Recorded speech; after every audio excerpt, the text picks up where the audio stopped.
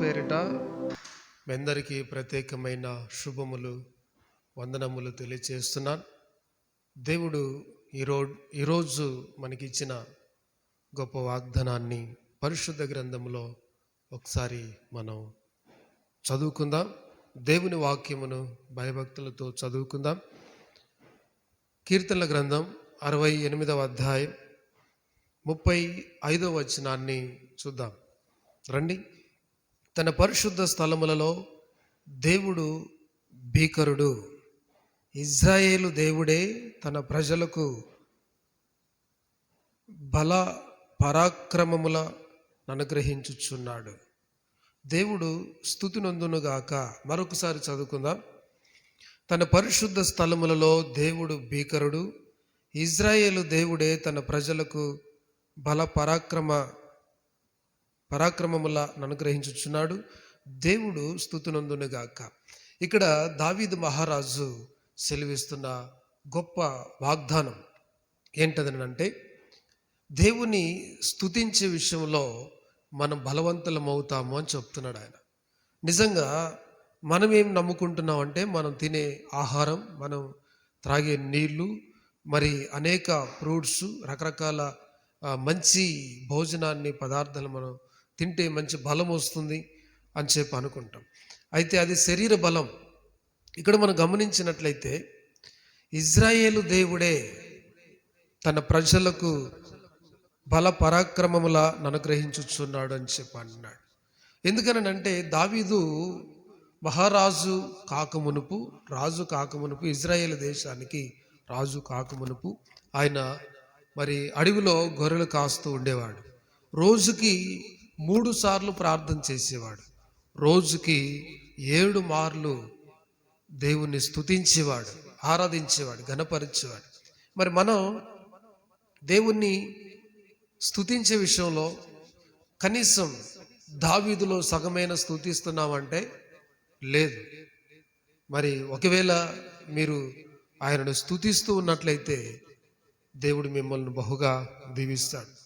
ప్రియమైన దేవుని సంగమా, కీర్తనల గ్రంథం 122వ అధ్యాయంలో మనం చూస్తే ఇక్కడ కూడా దావీదు మహారాజు సెలవిస్తూ ఉన్నాడు. ఏమని అనంటే 6వ వచనంలో చూడండి.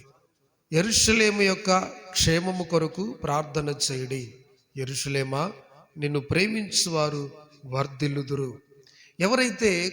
ఎవరు క్షేమంగా ఉంటారు, ఎవరు వర్ధిల్లుతారు, ఎవరు బల పరాక్రమములను అనుగ్రహం పొందుకుంటారు అనంటే, బలంగా ఎవరుంటారు, శక్తివంతంగా ఎవరుంటారంటే దేవుణ్ణి ఎక్కువగా కొనియాడేవారు, స్తుతించేవారు బలంగా ఉంటారు. మరి మన జీవితంలో కూడా ఆయనను స్తుతించేవారుగా మనం ఉండాలి.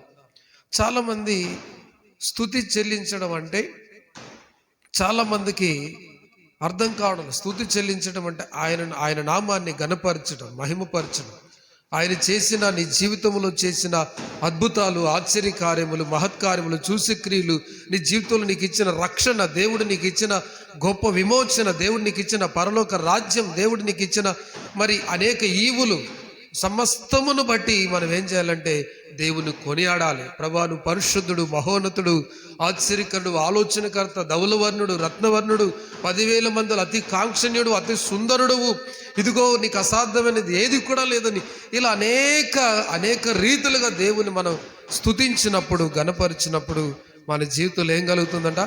ఇజ్రాయేలు దేవుడే తన ప్రజలకు బలాపరాక్రమములను అనుగ్రహించుచున్నాడు. చూడండి, సామెతల గ్రంథంలో మనం చూసినట్లయితే సామెతల గ్రంథం 20వ అధ్యాయములో మనం చూస్తే మరి ఇక్కడ ఒక మాట మనం చూస్తున్నాం. ఏమై చూడండి, 27వ వచనం. నరుని ఆత్మ యెహోవా పెట్టిన దీపము, అది అంతరంగములన్నీ శోధించును. ఏంటి శోధిస్తుందంట? నరుని యొక్క ఆత్మ యెహోవా పెట్టిన దీపము.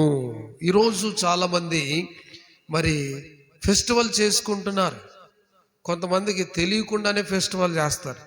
కొంతమంది తెలుసుకొని ఎలా ఫెస్టివల్ చేస్తారంటే మరి అనేక వస్త్రములు లేని వారికి ఇవ్వటం అది గొప్ప ఫెస్టివల్. మరి ఆకలితో అలమటిస్తున్న వారు, దిక్కులేని వారు, మరి అనేక అనాథులు ఉన్నారు, మరి వారికి కడుపు నిండా భోజనం పెట్టడం నిజమైన పండగ. అలాంటి పండగలు చేయరు. ఎలాంటి పండగలు చేస్తారంటే ముక్కు, నోరు, చెవులు, కాళ్ళు, చేతులు అవి వాళ్ళన్నీ కూడా పోగొట్టుకోవడానికి ఒక్కొక్క టపాసు పేలుస్తూ ఉంటే ప్రియులారా, ఒక ఇల్లు పునాది కదిలిపోతుంది. అది చాలా బాధకరమైన విషయం. జ్ఞానవంతులు ఆ పని చేయరు. చదువుకున్న వారు, మేధావులు, మరి సంపాదించిన కష్టార్జితాన్ని అనుభవించేవారు ఆ పని చేయరు. ఎవరు ఈ పని చేస్తారంటే సంపాదించకుండా, సంపాదన లేనివారు, సంపాదన విలువ తెలియని వారు, డబ్బు విలువ తెలియని వారు కాలుస్తారు. ప్రియులారా, 50,000, ₹1,00,000 ఇలా అసలు లెక్కలేదు. ఆ విధంగా కాల్చి బూడిద చేస్తున్నారు కష్టార్జితాన్ని, సంపాదించిన పైసలు, డబ్బు విలువ తెలియకుండా. అందుకని దేవుడు చెప్తున్నాడు ఏమన్నా, నరుని ఆత్మ యెహోవా పెట్టిన దీపము. ఈ దీపము ఎలాంటిదంట? మత్తయి సువార్తలో మనం చూస్తే చాలా స్పష్టంగా చెప్తున్నాడు. మత్తయి సువార్త 6వ అధ్యాయంలో మనం గమనించినట్లయితే చూడండి ప్రియులారా, మత్తయి సువార్తలో మనం చూస్తే ఏమని రాయబడి ఉందని అంటే అక్కడ చాలా స్పష్టంగా చెప్తున్నాడు. 6వ అధ్యాయం 22వ వాక్యం, దేహమునకు దీపము కన్నె గనక నీ కన్ను తేటగా ఉండినెడల నీ దేహమంతయు వెలుగుమయమై ఉండును. ఇది కాబట్టి మన కన్ను మన దేహానికి ఏమై ఉన్నదంటే దీపమై ఉన్నది. అందుకనే భక్తుడు యేసన్న గారు ఒక పాట పాడుతున్నాడు, నా దీపము యేసయ్యా నీవు వెలుగించినావు, సుడిగాలిలోనైనా జడవానలోనైనా ఆరిపోదిలే నీవు వెలిగించిన దీపము, నీవు వెలిగించిన దీపము, నీవు వెలిగించిన దీపము, నా దీపము వెలిగించినావు. ఏమంట? దీపాన్ని ఆయన వెలిగించాడు. ప్రాణము, ఆత్మ, శరీరం దేవుడు ఇస్తే చాలా మంది ఫెస్టివల్ ఏం చేసుకుంటున్నారు? వాటిని నాశనం చేసుకుంటున్నారు, చీకటిలో బ్రతుకుతున్నారు. కళ్ళు లేకుండా, చెవులు లేకుండా ఎంతోమంది పింఛన్లు తీసుకుంటున్నారు. మరి రాష్ట్ర ప్రభుత్వానికి భారం అవుతున్నారు. ప్రియులారా, చూడండి, దేవుడు పుట్టేటప్పుడు, తల్లి గర్భములో పుట్టించేటప్పుడు అన్ని అవయవాలు చక్కగా పుట్టిస్తున్నాడు. కానీ ఇలాంటి రకరకాల ఫెస్టివల్స్ చేసుకొని ఏం చేసుకుంటున్నారంటే మధ్యలో వినికుడికి పోగొట్టుకుంటున్నారు, మరి మధ్యలో చక్కగా కనుదృష్టిని పోగొట్టుకుంటున్నారు. చాలా బాధాకరమైన విషయం. దేవుడు ఈరోజు మనకి ఇచ్చిన వాగ్దానం ఏంటంటే మరొకసారి చదువుకుందాం. చూడండి, సామెతల గ్రంథంలో చాలా స్పష్టంగా చెప్తున్నాడు. సామెతల గ్రంథం 16వ అధ్యాయం 32వ వచనంలో ఏమని చెప్తున్నాడు చూడండి ప్రియమైన దేవుని సంగమా. 32వ వచనం 16వ అధ్యాయం సామెతల గ్రంథం. సొలొమోను మహారాజు చాలా చక్కగా సెలవిస్తున్నాడు, పరాక్రమశాలి కంటే, ఎంత అద్భుతం, దీర్ఘశాంతం గలవాడు శ్రేష్ఠుడు. పరాక్రమశాలి కంటే దీర్ఘశాంతం గలవాడు శ్రేష్ఠుడు. పట్టణము పట్టుకున్న వాని కంటే తన మనస్సును స్వాధీనపరుచుకున్నవాడు శ్రేష్ఠుడు. ఎంత అద్భుతంగా చెప్తున్నా చూడండి. పట్టణాన్ని పట్టుకున్న వాని కంటే తన మనస్సును స్వాధీనపరుచుకోవాలి. ఇదిగో నా స్నేహితుడు చేశాడు, నా బంధువు చేసిన, ఇరుగు పొరుగు వారు చేశారు, నేను కూడా చేసుకుంటా, నేను కూడా ఒక చేయి కాల్చుకుని, నేను కూడా ఒక కన్ను పెరిగేసుకుంటాడు. కుదరదు. దేవుని వాక్యం చాలా స్పష్టంగా చెప్తుంది.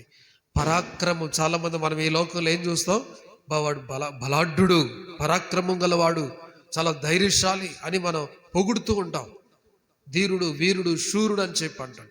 ధీరుడు, వీరుడు, శూరుడు ఎవరైనా ఉన్నారా అంటే మన ప్రభు అయిన యేసు క్రీస్తు దేవుడు. ఆయన పరిశుద్ధుడు, ఆయన రాజులకు రాజు, ఆయన మధ్యాకాశంలోనికి త్వరగా రాబోతున్నాడు. ఎవరైతే మారు మనసు పొందారో, ఎవరైతే రక్షణ పొందారో, ఎవరైతే మనసును స్వాధీనపరచుకుంటూ ఎవరైతే సిద్ధపడి ఉంటున్నారో వారందరినీ కూడా ఇశ్రాయేలు దేవుడు ఏం చేయబోతున్నాడంట? ఏం చేయబోతున్నాడు చూడండి. కీర్తనల గ్రంథం 68వ అధ్యాయం చాలా స్పష్టంగా దావీదు మహారాజు సెలవిస్తున్నాడు. ఆయన మూడు సార్లు రోజుకి ప్రార్థన చేయడమే కాకుండా 7 మార్లు దేవుని స్తుతించడమే కాకుండా ఆయన ఏం చేశాడు తెలుసా? పరిశుద్ధమైన సుందరమైన దేవాలయాన్ని కట్టడానికి పూనుకున్నాడు. అది దేవునికి ఇష్టమైన మనస్సు, హృదయం. అలాంటి యథార్థమైన హృదయం చాలా మంది జీవితాల్లో దేవుడు అనేక గొప్ప గొప్ప కార్యాలు చేస్తుంటాడు, కానీ వారి జీవితాల దేవుని కొరకు ఒక్క బలిపీఠం కూడా కట్టారు. చాలా బాధకరమైన విషయం. ఇక్కడ ఆయన సెలవిస్తున్నాడు ఏమనంటే, చూడండి, దావీదు మహారాజు మరొకసారి ఆ వాగ్దానాన్ని చదువుకుందాం. తన పరిశుద్ధ స్థలములలో దేవుడు భీకరుడు. ఇజ్రాయేలు దేవుడే తన ప్రజలకు బల పరాక్రమముల అనుగ్రహించుచున్నాడు. దేవుడు స్తుతినొందునుగాక. ఎందుకు దేవుడు స్తుతినొందునుగాక అని దావీదు చెప్తున్నాడంటే, నాకు బలమునిచ్చాడు, నాకు శక్తినిచ్చాడు, నాకు జ్ఞానమునిచ్చాడు, నాకు ఐశ్వర్యమునిచ్చాడు, నాకు ఆయుస్సునిచ్చాడు, నాకు ఆరోగ్యమునిచ్చాడు, నాకు కుటుంబాన్ని ఇచ్చాడు, నాకు బిడ్డలనిచ్చినాడు. నేను దేవుని యొక్క మందిరాన్ని నిర్మించడానికి కావాల్సిన పరిశుద్ధత దేవుడు నాకు అనుగ్రహించాడు. దేవునికి మహిమ కలుగునుగాక. అందుకని పరిశుద్ధ గ్రంథం లేఖనం సెలవిస్తుంది, దావీదు నా హృదయానుసారుడు. ఎస్, దావీదు పాపం చేశాడు, దావీదు తప్పు చేశాడు. అయినప్పటికీ కూడా దేవుడు చెప్తున్న గొప్ప మాట ఏంటో తెలుసా? దావీదు నా హృదయానుసారుడు, నా మనస్సును ఎరిగిన వాడు దావీదు. ఈరోజు చాలామంది తన కన్న బిడల మనసుని ఎరుగుతున్నారు, కట్టుకున్న భార్య మనసుని ఎరుగుతున్నారు, ప్రేమించిన ప్రియురాల మనసుని ఎరుగుతున్నారు. కానీ దేవుడు ఇచ్చిన జీవితాన్ని, దేవుడిచ్చిన రక్షణను, అయ్యో నాకు దేవుడు ఫలాన్ని ఇచ్చాను, నేను కూడా దేవుని కోసం దావీదు వలె దేవుని నేను స్తుతించాలి, దావీదు వలె నేను కూడా దేవునికి ప్రార్థించాలి, దావీదు వలె నేను కూడా పరిశుద్ధమైన దేవాలయాన్ని కట్టాలి అని చెప్పి ఆలోచన చేయడం లేదు. భక్తుడు అంటున్నాడు, దావీదు వలనే నాట్యమాడి తండ్రిని స్తుతించెదము, యేసయ్యా స్తోత్రముల్, యేసయ్యా స్తోత్రముల్. దావీదు వలనే నాట్యమాడి తండ్రిని స్తుతించెదము, పరిశుద్ధ రక్తముతో పాపము కడిగిన తండ్రిని స్తుతించెదము, పరిశుద్ధ రక్తముతో పాపము కడిగిన తండ్రిని స్తుతించెదము, యేసయ్యా స్తోత్రముల్, యేసయ్యా స్తోత్రముల్. దావీదు వలనే నాట్యమాడి తండ్రిని స్తుతించెదము. దావీదు ఎక్కడ ఎంజాయ్ చేశాడో తెలుసా? దేవుని యొక్క సన్నిధిలో, సాన్నిధ్యములో, పరిశుద్ధతలో దేవుని యొక్క మనసుని ఎరిగి, దేవుని యొక్క చిత్తాన్ని తెలుసుకుని నాట్యమాడుతూ దేవుని కనపరిచాడు. అలాంటి భాగ్యం నీకుందా? సహోదరి సహోదరుడా, ముగిస్తున్నాను. ఈరోజు దేవుడు మనకు ఏర్పాటు చేసిన వాగ్దానములో దేవుడు స్పష్టంగా సూటిగా నాతో నీతో మాట్లాడుతున్నాడు. అలాంటి భాగ్యము, అలాంటి ధన్యత, అలాంటి అదృష్టం నీకుందా? ఉంటే నువ్వు ధన్యుడువు, ధన్యురాలువు. దేవుడు ఈ మాటలు దీవించునుగాక. ప్రార్థించు.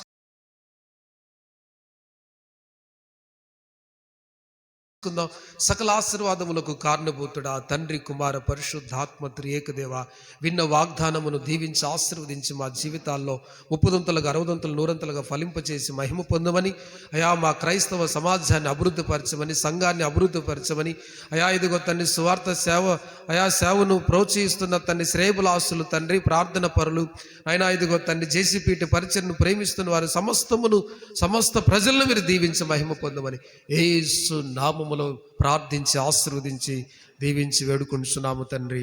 ఆమేన్. Jesus Christ personal evangelism YouTube channel subscribe చేయండి, లైక్ చేయండి. జేసీపీటీ పరిచయను బలపరచండి, మిషన్ని బలపరచండి, మిషనరీస్ని ప్రేమించండి. దేవుడు మిమ్మల్ని దీవించునుగాక. ఆమేన్.